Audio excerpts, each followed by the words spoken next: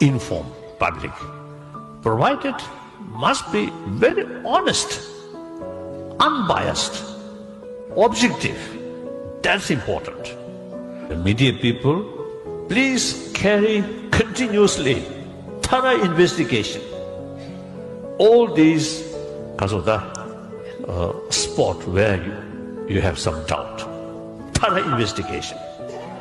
And those concerned people side also made clear all your work must be transparent.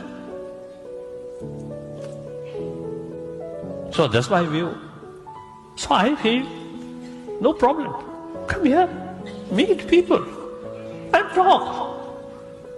Because of some criticism, remain distance, not much use.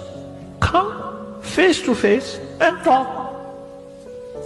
Because frank